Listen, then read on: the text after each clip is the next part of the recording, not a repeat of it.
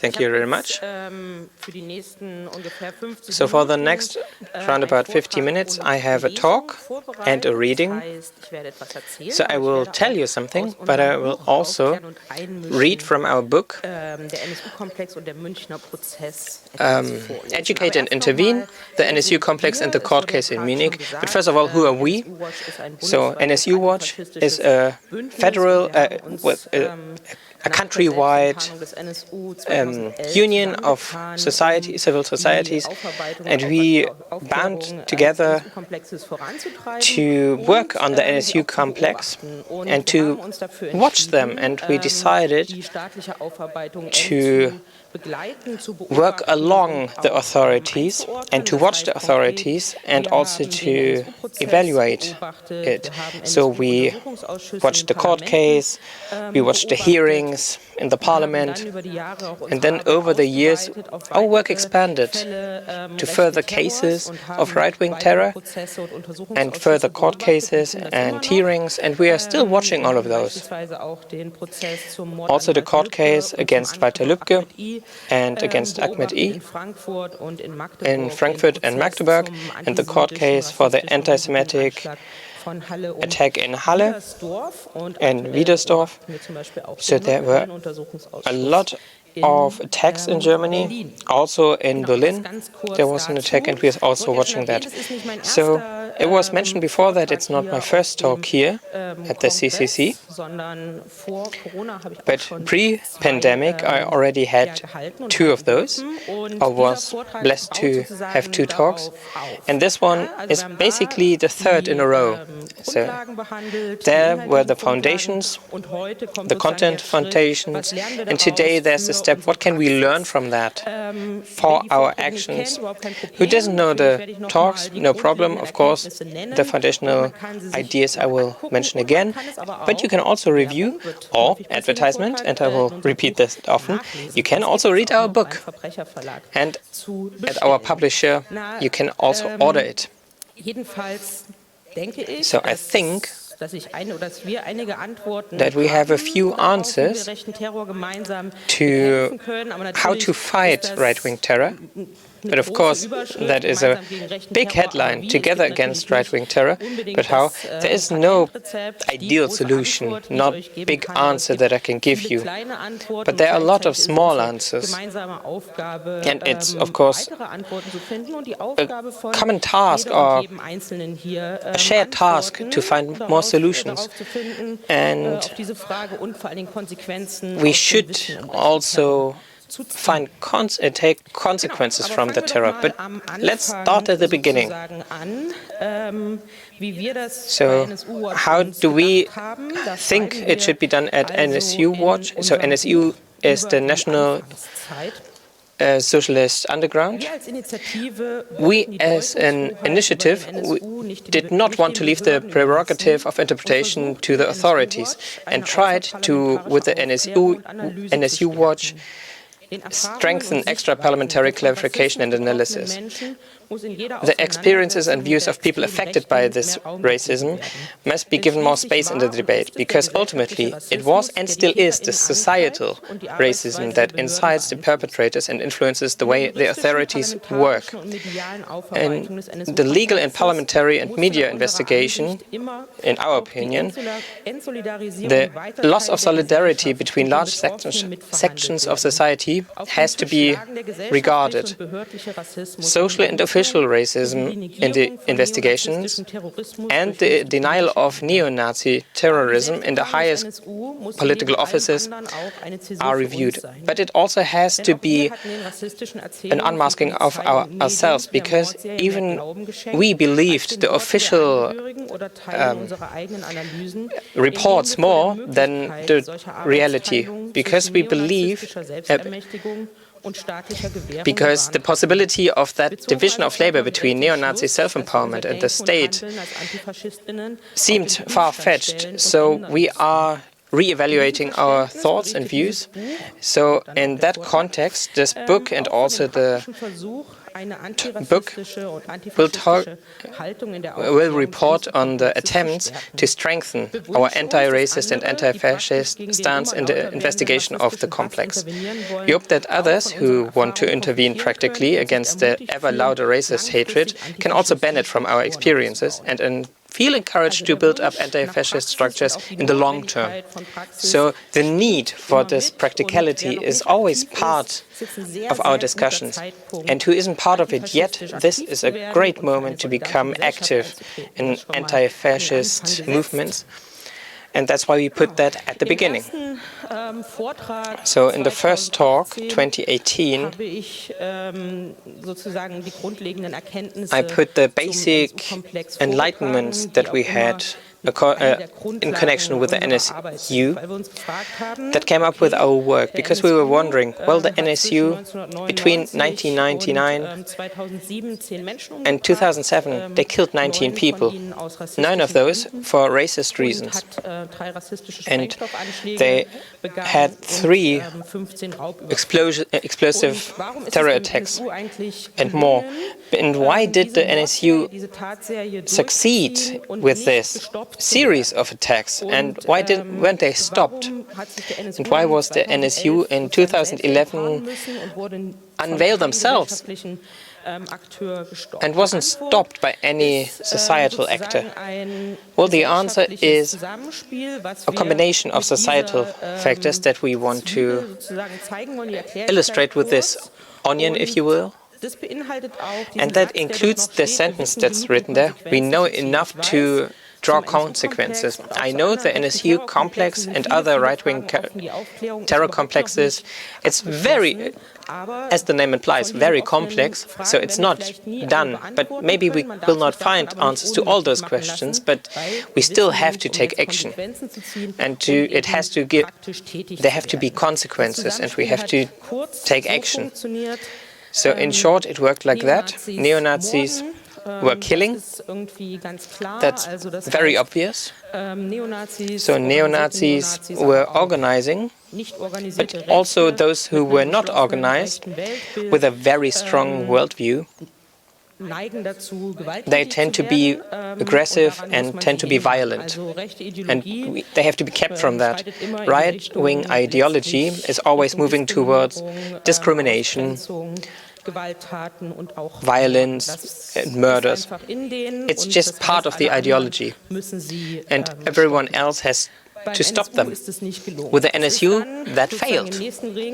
So the next ring, the police forces never caught them, and after the murders, they weren't investigating to the right, but were investigating quite racist, in quite a racist matter.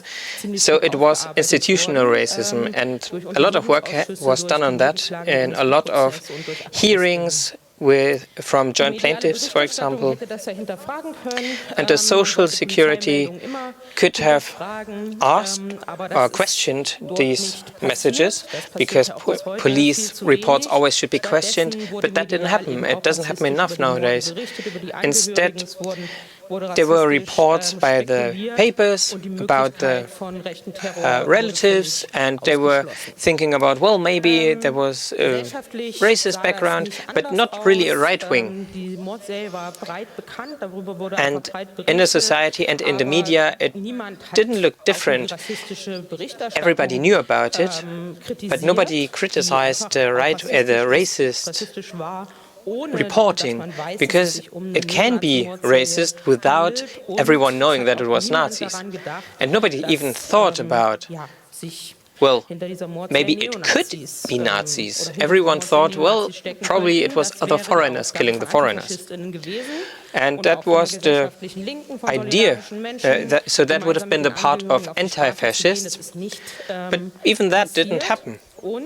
Even the left-wing people didn't address this, and the rest of the society, with the widely circulated right-wing ideology that carried this murder series, of course. And there were always these fantasies of an Islamization of the Western countries, and a lot of media caught that, and of course right-wing violence is encouraged by that and enables them to remain hidden, because if people with a migration background are killed, then people just read from racist police reportings and think, well, yeah, that's probably going to be right. So if racism is a carrying element here, then that's an issue, and that's the outer ring here. So that's the short overview. And the good news is we know that that's how it worked, that it's an interplay of the whole society. So we can take a different role when it's about right-wing terror. We can, more concretely, work at every point here. With the Nazis, with the neo-Nazis, there are practices that are anti-fascist. So there are already ideas how to attack at each of these points, but you also can make up your own. So you can, and many initiatives did that in the last years, work on the history of right-wing terror. You can research neo-Nazi structures and unveil them and take action, become active in your own quarter, in your own part of the city. You can also do researches in the media. And you have to really think about the ideology and how right-wing terror works. Often it's simplified into, well, the murderer was full of hatred and that's why he did it. But if you really want to develop something against right-wing terror, then this approach will not be enough. You have to understand how it works to really tackle it effectively, to recognize it effectively, and to counter it effectively. So that is one very important point that will return later. Really think about and work with how right-wing ideologies work. So anti-queer, anti-Islam, racism, anti-Semitic, to recognize it early. And then you can look at the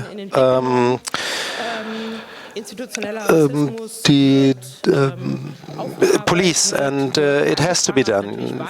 People are looking at institutional racism beyond the NSU-Komplex, which is also important, obviously. And there's a lot of criticism for police, which is correct. There has to be a lot more pressure. The criticism of police in Germany, but probably worldwide, is always rejected. But the institutional racism exists. The racist structures in police have been quite obvious in the last years, and it's important to be active in this field as well. What does that mean? If you have racist controls, people being checked racistly, then you have to intervene. It happened just a few days ago in Mannheim. One person died during a police raid. And it's not enough to trust a police report that there was some threats, but you have to look what actually happened, wait for more journalistic research, and maybe conduct some research yourself. But, you know, stay active, create some go to some rally. It needs to grow. The initiative Solidarity with Mohammed forced the court case against 5 policemen that shot Mohammed Tramin in 2015, and police tried to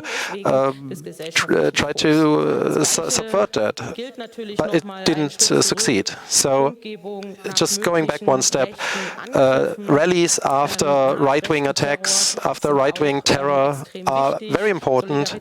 Solidarity with the people affected to show that there's a possible right-wing background.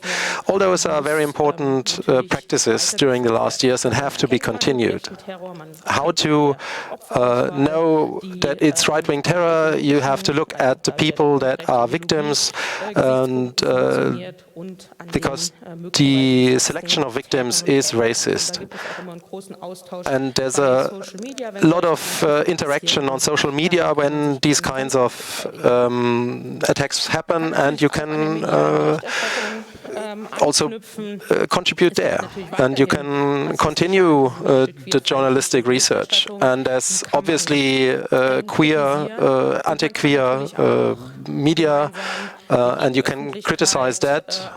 We can also create a public opinion that shows that this exists, and you can also keep informed, try to, in the media, police reports, they are not being questioned in most of the cases, so you need to criticize that, and you can also subscribe to a left-wing media.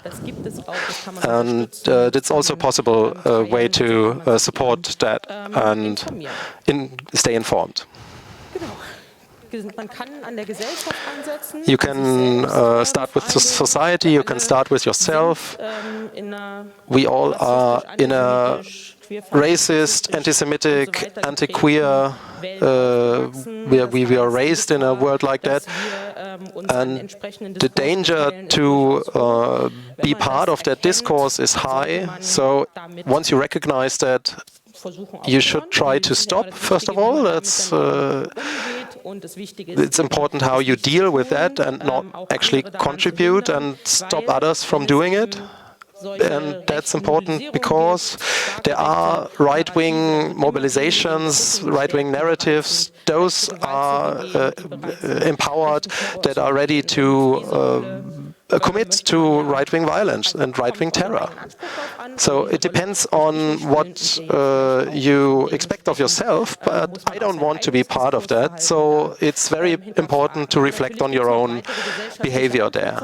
And there's also other societal points of interest. We need to learn from the NSU-Komplex, and the part that resulted in most consequences. In the civil society, you realize the consequences from the NSU-Komplex are taken much more seriously than when with the authorities and with the politics. But that means you can find people to create together and be active together there. And the criticism of the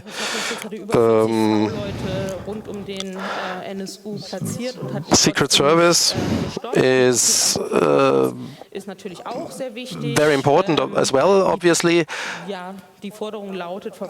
And we want to abolish the Verfassungsschutz, the Secret Service.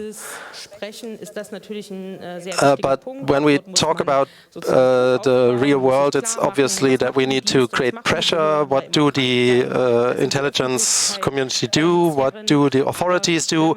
That takes a lot of effort, obviously, but there's small success events, and if you want to be successful, then the other points are maybe something to look for first. But you can obviously do all of these things at once. And the racism, just one example of all the right-wing ideologies. I've already told you how they work. You need to oppose them. They need to be pushed back. They are the basis for right-wing terror. They are basis for the AfD political success. They are the basis for the changed immigration laws. All of these right-wing ideologies are part of society, and we need to push them back together. And you need to understand them first to do that. That's the point where you have to be active, and there are several ways to deal with that. What I don't want to do is give you some sort of best practice or tell you which the best practice is. There's obviously, everyone has different ideas, different preferences, what you want to do, and we can't say everybody needs to watch court cases, right-wing terror, and then everything else that also needs to be done is lacking. And you end up doing something that you maybe don't even like. So it's important to create your own ideas with that, and it's possible as well. So there's a lot of initiatives. These are just examples from the last years. These have done that.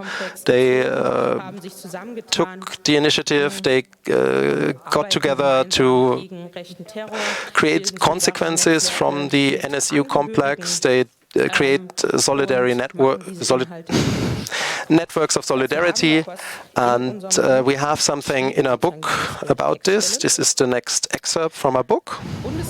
Since 2011, groups and initiatives have emerged across Germany whose work and practice clearly reflects knowledge of the NSU-Komplex, even if they may not be working directly on the topic. This includes the demand that every murder of and every attack against people who may have been affected by right-wing violence should be considered a right-wing attack until the opposite is proven. In 2012, for example, the Initiative for the Solution of the Murder of Burak Bektaş came together in Berlin. Burak Bektaş was shot dead on an open street in Berlin-Neukölln on April 5, 2012. Many memorial initiatives have also come together to bring victims of right-wing violence back into the collective memory and to fight for remembrance and clarification, often together with relatives and survivors. The joint plaintiffs, critical journalists, committed members of parliament, activists, anti-fascists, NSU-Watch. Since 2011, we have all acquired knowledge about the NSU-Komplex, neo-Nazis, right-wing terror, racism, the police, the domestic secret service, and last but not least, German society, which even a devastating verdict in the NSU trial cannot undo.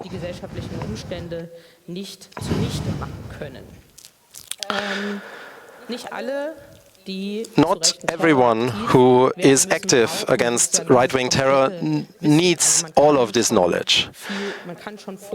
We can start earlier. We have tried in the book to write a lot of the basis for an anti-fascist practice, and you don't need to know every document, every day of every court case. Don't be intimidated by all of this information.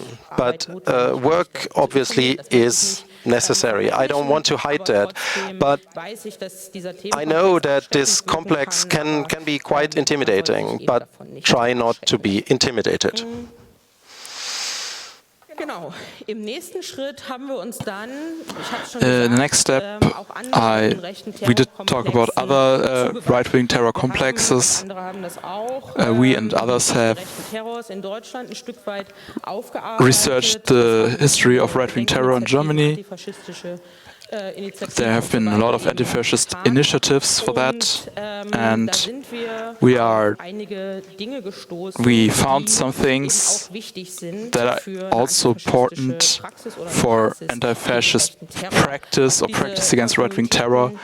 These continuities I'll talk about later. These are also in the book, but here's another excerpt for that, and we remain convinced that the various anti-fascist and anti-racist practices that have emerged since the NSU exposed itself, some of which have been rediscovered or are increasingly being used, are useful. As anti-fascists, we have yet to reach the point where we can foresee and then prevent imminent acts. But the analysis of recent years already allow for more general and sometimes more precise warnings as to which political movements and social discourses can give rise to right-wing terror. We know better and better how right-wing terror works. With our current knowledge, we can already demand social consequences, such as the disarmament and dismantling of right-wing networks, or, more generally, the suppression of extreme right-wing ideologies. So what we see is there's a continuity of right-wing terror before and after 1945. The continuity would mean not only that there has been right-wing terror the whole time, but also that the cases have similarities. There are different continuity lines. There are no surprising right-wing attacks, like in politics or media, just saying these are singular perpetrators, and it's not surprising or something new. There's a continuity, and we want to attack this continuity. We should attack this continuity, and these lines can be worked on. And the main continuity is conjunction, which means right-wing terror is following some kind of societal logic, which means whenever there's a right-wing mobilization with memetical right-wing narratives, which we've seen nowadays, like right-wing propaganda on every societal level, political, personal, on the streets, and so on and so forth. Every time that is strong, we can see that people will be empowered to use this propaganda that is already violence and use that in physical violence. And we can warn against this kind of right-wing terror. We can see right-wing mobilizations and terror. Here we are at the right-wing ideologies again that we have to work on. Why? Because all these movements like Pegida, the right-wing solidarity in Chemnitz 2018, or anti-COVID idiots. So people who said, all these people who look very normal, how can they be right-wing? And people who know about this right-wing ideology, they could see, yes, they can be right-wing. We recognize them on their contents, on what they are saying, on their rallies, their signs, on the actors they have at their rallies, and what kind of people are joining them. So when people from the NSU region walks with anti-corona idiots, then it's probably racist or anti-Semitic, and we don't really have to discuss that. They don't look like Nazis. But we have to stand against these movements, because the more space they get, the more they are on the streets, the more they can network and empower each other, and the greater the chance of right-wing terror. And we have warned against this kind of right-wing terror, but we couldn't stop it.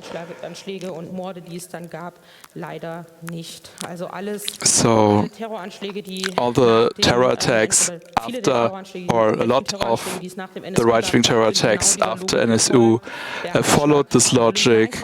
The attack at the Olympia shopping center in Munich 2016 follows the rise of the AfD, the right-wing mobilization in the years before that, the murder of Walter Lübcke, the attack on Halle and Hanau. All these perpetrators have been empowered by the racist right-wing mobilizations of the years before. There can be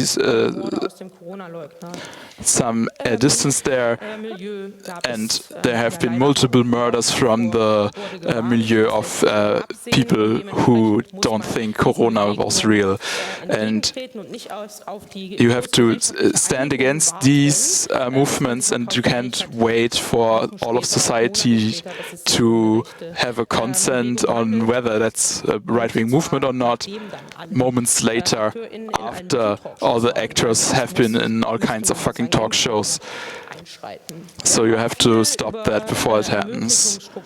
We have also looked into structures of enabling structures. So that's not only neo-Nazi networks to do right-wing terror. What the future right-wing terrorists will need is their directly connections, personal connections. So their personal connections can also already be an enabling structure. They have right-wing colleagues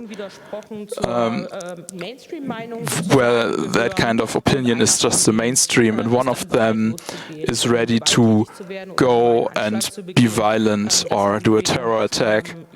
We learned that from the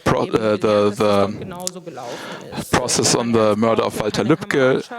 The perpetrator didn't need comrades. He went to Pegida, was in Chemnitz 2018.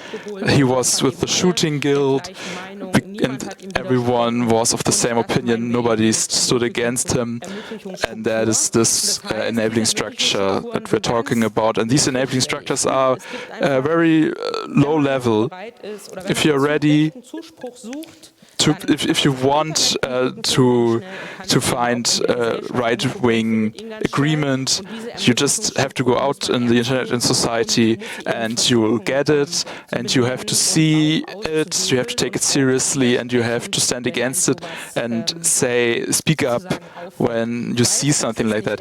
And I know that it's not always easy. It can also have massive consequences. There can be no illusions there, but still it's important that this right-wing foundational noise has to be disturbed, so these perpetrators don't feel empowered. Oh yes. So there's the next point of text about that, because exactly this is already happening. This practice is not something I invented for this talk, hoping that people will do that, but of course that is something that is already happening and is being done, which means pulling away right-wing terror's foundation in society. The false narrative about right-wing terror, which revolve around lone perpetrators or unpredictable events without social responsibility, for example, are being more vehemently opposed today. Right-wing terror and such trivializing and depolitizing narratives are countered by nationwide alliances of solidarity, also by and with relatives and victims. The voices calling for social responsibility, addressing the widespread racism and anti-Semitism in society, and pointing out that right-wing ideology is often connected to the so-called center, are becoming louder. A larger part of the public is aware that there is a continuity of right-wing violence and terror, and that every attack could inspire others. The knowledge of this continuity, the reappraisal and visualization of the historical and social contexts, and learning from them are prerequisites for being able to stop right-wing terror in the future.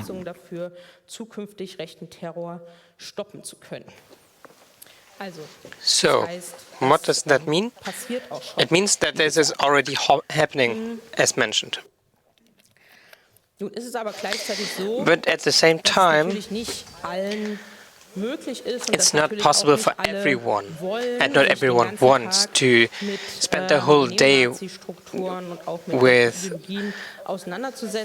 Nazi ideologies or Nazi structures, as necessary as it might be. And that's a hurdle. But good news, you don't really have to.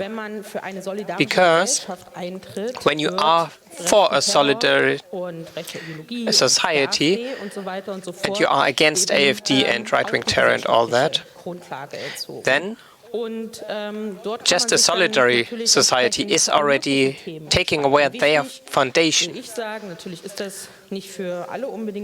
And of course, this again is not for everyone, but I think what's important is that you work together with people who think like you, and you look for a topic that fits you. And that could be many things. It could be work against right, it could be anti-fascist work. There are many options. But it could also mean that the solidary and anti-fascist structures on the federal level or at a local community is supported. That could mean that you buy left-wing papers or the books, or you at least read the books and you get informed. But it could also mean that you work with the topics of solidarity, maybe lower rents, which is a big problem in many cities. And in a solidary society, there should be living space for everyone. It could mean that you're organizing, together with others, a union fight, maybe a strike, or you are working for climate protection. You can show your social engagement in a lot of topics, and I think that's a good connection to the talk yesterday, New Hope, which maybe you already saw, or maybe you will see later in the at media.ccc.de. And all these activities are attacked from the right wing, even if they are not immediately against the right wing. And that's why it takes our solidarity and it needs alliances. But it has to be done. I know it's a time where we quickly sit in front of social media and just get scared because of the societal development. And this was a very hard year, and next year might be tough as well, because the AfD is getting stronger and stronger, and they are also pushing right-wing terror. But that's not our destiny, it's not a fate, because we as activists, as anti-fascists, we have a word to say to that. And this this societal debate is not done. So we have to become active and to see that not everything that was fought for in the last decades is being taken away again. And that people who are affected by right-wing violence, they should be protected from that. And that's the task for the next year and the following years.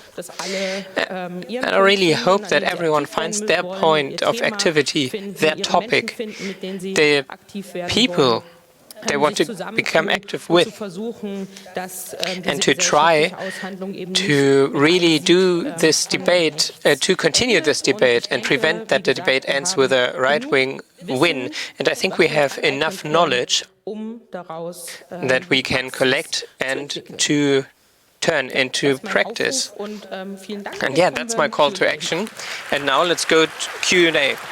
Ja, wunderbar. Danke, Caro. Thanks for listening to the English translation of Together Against Right-Wing Terror, but how? At 37C3, your translators were B, Sirenensang, and Tribut. We appreciate your feedback. Please send us an email at hello@c3lingo.org or use the C3T hashtag on Twitter. And we're starting with a question from Twitter. Ja, vielen Dank. So I'll start with the more critical question of the two, and it is about the German domestic social security service, intelligence. If we want to get rid of that, who is going to protect our constitution? And I'm adding the question, how is the coming election in Thuringia with the local department of the domestic intelligence service? Well, So the domestic intelligence service, and that has shown before with all the NSU-Complexes, it's not part of the solution, and it's not really protecting the constitution, but it's part of the problem. It's enabling right-wing terror. That shows again and again, and it's not preventing it. So this form of constitution protection has to be abolished and has to be replaced by civic structures that are then strengthened and that in turn prevent right-wing terror. And that's tried out, for example, in Thuringia, and it has to be put into practice on a firm foundation. And we also learned that one of the results was more money and more options to pay criminals as informants. And today I read it should be possible that informants are already declared guilty by a court when they are becoming informants. Well, if you want to commit a crime, then it's a good idea to be an informant for the Secret Service, because then you are safe from the police. It was, of course, told differently, but yeah, it shows that this Secret Service of the domestic Secret Service is not part of the solution. No matter what their promises are, nothing changed. Even 2018, before the NSU court case ended, the Bavarian domestic Secret Service wanted to use an NSU supporter as an informant, and she was later punished herself because she was preparing a terror act. I hope that answers the question from the internet, and we are going to microphone 1. Hi. Thank you very much for this talk and the clear words. You just talked about the upcoming elections. Do you have examples? What kind of actions, what kind of things we can look to get some examples, so we get a better intuition what you mean, what is helpful right now? Well, I think it would make sense to, especially those who do not want the AfD to win. So the first reflex would be, even after years of this not working, to talk to right-wing people, to bring them back. And it might work, but mostly it doesn't. And so it's lost energy. And a lot of people don't want these results. And to motivate those people, to get them to go to the streets, to get them to show that they don't want those results. And as mentioned, it should locally, well, it could locally be worked on different topics and get together. For example, rents. So set your own topics against the right-wing propaganda of the AfD.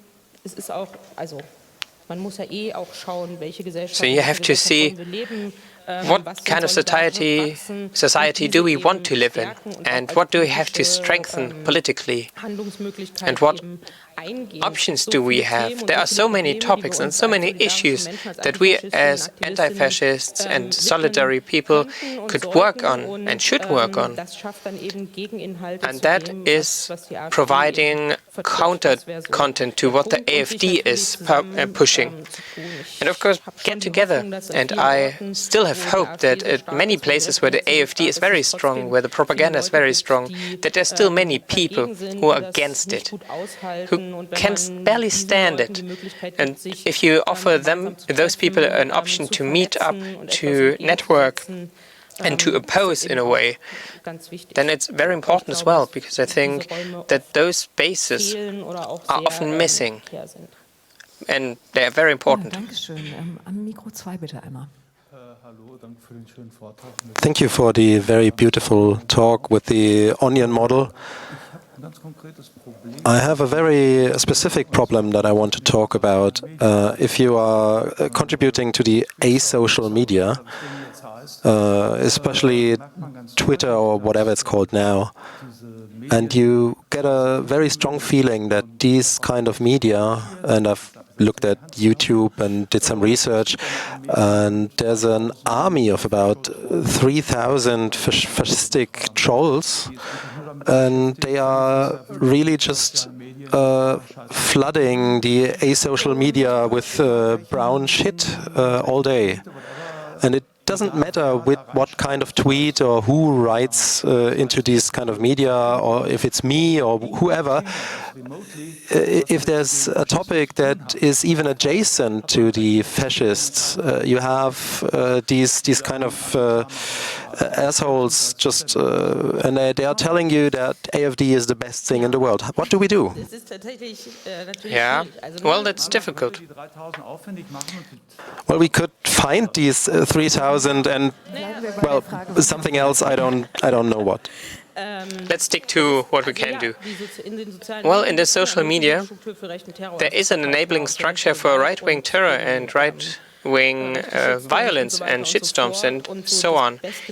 And the best option against that, well, there was the call for deplatforming, but after ex-Twitter was taken over by Elon Musk, it didn't work, obviously, because he got them all back. Now it's a right-wing hellhole. So we have to think about whether you want to be active on there or if you want to detract. So I think it's a very unsatisfying answer. Maybe others have better ideas or but I think we have to find a solution how to handle that. The same problem is on threads now, because obviously the algorithm encourages you to interact with those trolls, and of course you should block them, but the problem is that it's going viral, and on Twitter you don't have anyone to address anymore who will act accordingly. We can just hope that, well, maybe the platform will decline and marginalized. Yeah, we'll have to see. But I think we'll have to develop something together. But a really good idea is not there yet. But it's definitely something we have to find. But what's not working is to discuss things with those trolls. It's just costing energy. It's making them stronger. It's giving them a platform. It shouldn't be done. Block them, report them to the police, and that can work. But that's something we cannot do as much as it would be necessary. So it's an unsatisfying answer. Not every answer has to be answered satisfyingly.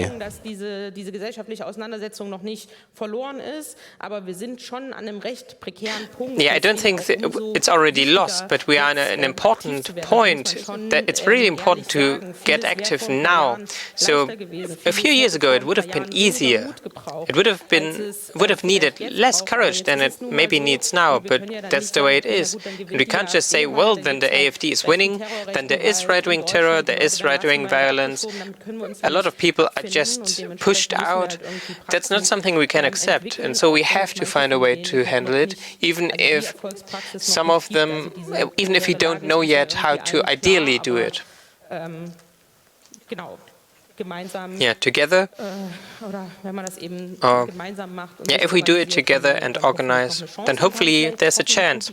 And hopefully there are good ideas. Apropos ideas, what's the next question? Okay, thank you. My question is also regarding activism, because activism always is in danger of creating a backslash to mobilize the other side. Just as an example, if you go and beat up Nazis, then it will also create a feeling of togetherness for the Nazis. And the first part of the question is how much of that is a problem right now, and how do you recognize forms of activism that are just powerful? Well, not every backlash has to be accepted as such. Of course, activism always can lead to backlashes, but this theory that it's the fault of activists, that the AfD, the rise of the AfD is the fault of activists, it's just plain wrong. Of course, there's this rumor that also can help keep people quiet. Well, it's societal. In society, it's just not well accepted to lay open what's going on in our country because, well, you are attacking your own people there, kind of. But the backlash debate isn't something we have to fight out, because every backlash piece that the right wing is bringing up is taken seriously, and then it's dominating the headlines for days instead of the problems that are really existing that should be talked about. So the backlash should actually be delegitimized. So, and your activism has to be developed in a way that in theory and in practice you can defend, because you really are behind it, where you can show yourself to other people why it makes sense, why you chose this way of activity.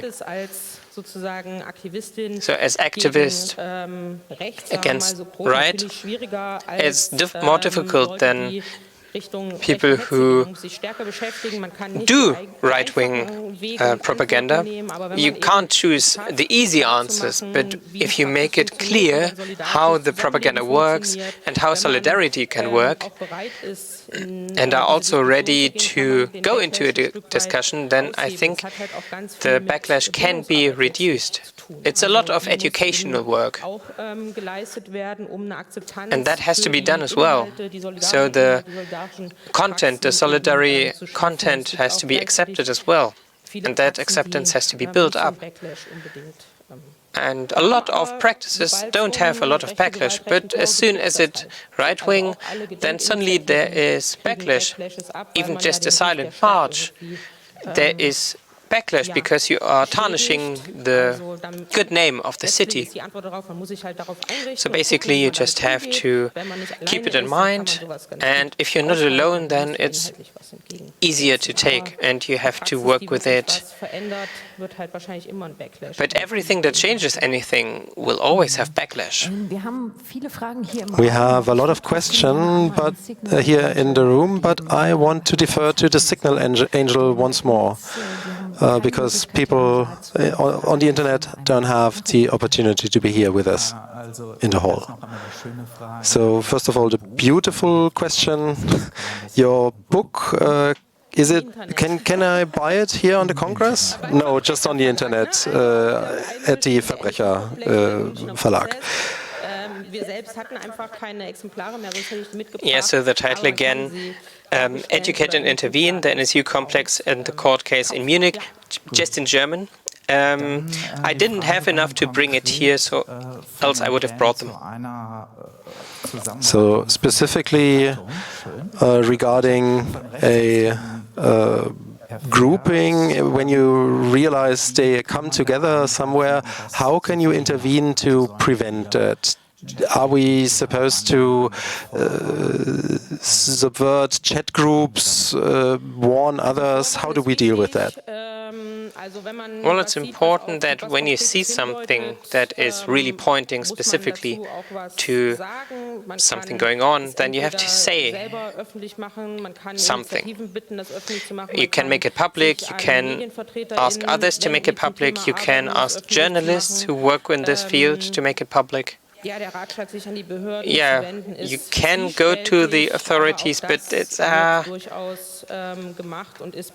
it can be done, and with concrete threats, it's necessary. So, a lot of practices are real politics.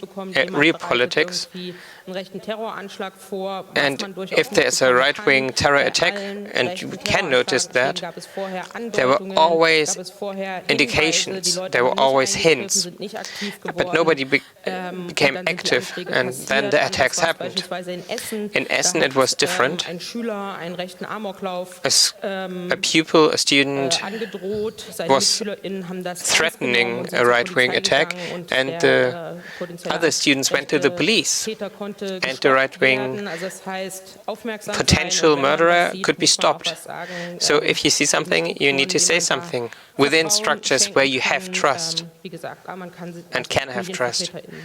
So journalists are there. And if worse comes to worse, go to the police.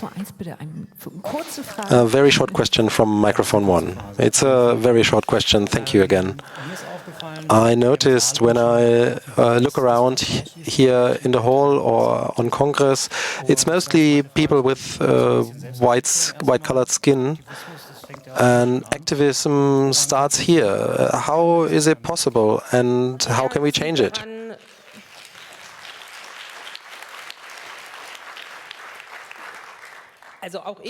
Well, I'm also not affected by racism or anti-Semitism, so I can't really answer this. But yeah, it is noticeable. And self-reflection is part of any anti-fascist practice and general solidarity practice. So I have to wonder, would people who are affected by right-wing ideology, would they like it here? If yeah, why? If no, why not? And how can we make it how can we encourage people who are affected to come here without tokenizing them? Because, yeah, I see you're not white. Don't you want to come to Congress because we need you? I think that's what happens quite often, and I don't think that's a good approach. But if you create a good space, then that news will spread, and then the Congress will change. But yes, that's noticeable for a few years. And maybe invite according speakers. So there are practices that are known, and there are structures who help with this and encourage this. So you have to become active to change it. There might be something to do in a self-organized session, so I'm going to give it to microphone 4. Short question, please. Yes. Do you think it's important for the solidary society to work to have some tolerance and to accept differences? I noticed that we are criticizing each other within our groups, so we don't get to showing that we are against right-wing ideology. Well, critiquing yourself is always important because